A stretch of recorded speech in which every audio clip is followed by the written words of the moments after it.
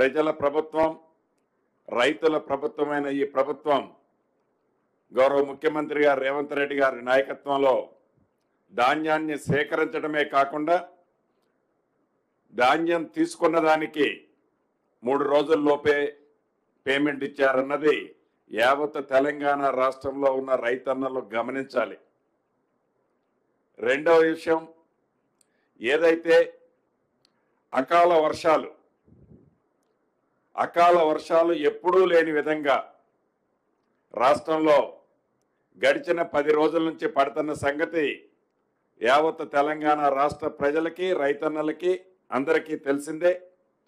ఈ అకాల వర్షాల వలన రాష్ట్ర ప్రభుత్వం ఎన్ని ప్రత్యేకమైన జాగ్రత్తలు తీసుకున్నప్పటికీ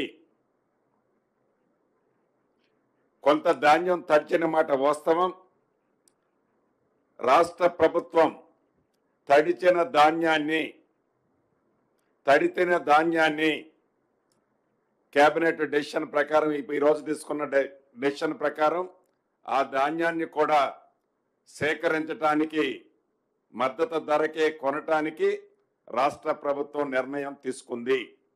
అది కలెక్టర్లకు ఆదేశించాం. ఏ రోజుది ఆ రోజు ఎక్కడైతే ధాన్యం తడిచి రైతన్నలు ఇబ్బంది పడొద్దన్నదే ఈ రాష్ట్ర ప్రభుత్వం యొక్క ముఖ్య ఉద్దేశం.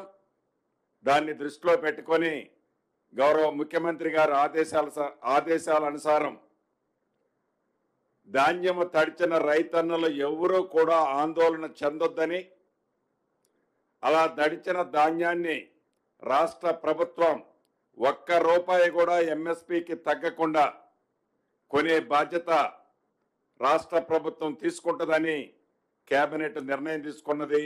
రైతన్నలు, రాష్ట్రంలో ఉన్న రైతన్నలు ఎవరూ కూడా ఆందోళన చెందొద్దు, వేరే మిత్రులు చెప్పే మాయ మాటలు నమ్మొద్దని కూడా ఈ వేదిక ద్వారా మీ అందరికీ, రైతన్నలకు తెలియజేస్తున్నాను. అదే కాకుండా రాబోయే సీజన్లో ఈ రాష్ట్ర ప్రభుత్వానికి ప్రతి సంవత్సరం స్కూల్లో మిడ్ డే మీల్ కోసం కానివ్వండి, హాస్టల్స్ రన్ చేయటం కోసం కానివ్వండి, అదే రకంగా ఏదైతే ₹2కి కిలో బియ్యం ఇచ్చే స్కీమ్ కానివ్వండి, ఇవి నడపాలంటే సుమారుగా 36 లక్షల మెట్రిక్ టన్నుల బియ్యం అవసరం ఉంది. ఈ బియ్యం ఎన్నికల టైంలో సన్న బియ్యం ఇస్తామని మేము వాగ్దానం చేశాం.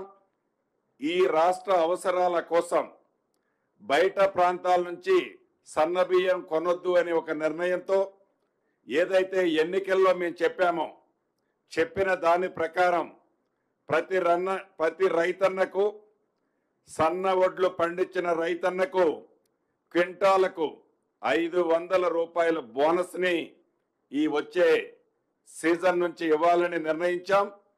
సన్న బియ్యము అంటే సన్న వడ్లు రకాలు ఏమనేది అగ్రికల్చర్ డిపార్ట్మెంట్ వారు రేపు పత్రికా ప్రకటనగా అవన్నీ కూడా ఆ రకాలను ప్రకటించడం జరుగుద్దని కూడా ఈ వేదిక ద్వారా తెలంగాణ రాష్ట్రంలో ఉండే రైతన్నులందరికీ తెలియజేస్తున్నాం.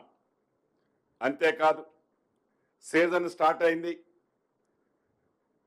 ఈ సీజన్కి కావలసిన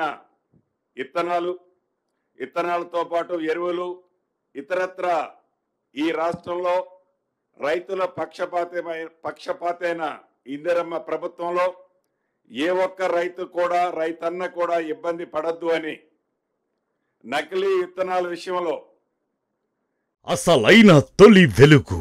ఫాలో వాట్సాప్ @తొలి వెలుగు official.